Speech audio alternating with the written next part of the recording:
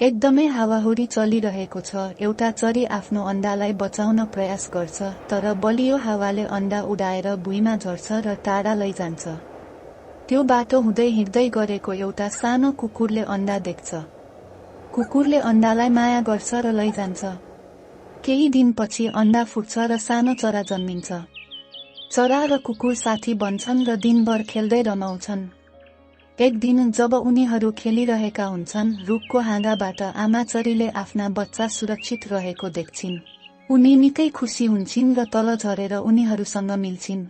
त्यसपछि तीनैजना सँगै रमाउँदै सधैँ खुसीसाथ बाँच्न थाल्छन्। चरा र कुकुरको लागि लाइक र सब्स्क्राइब गर्नुहोला।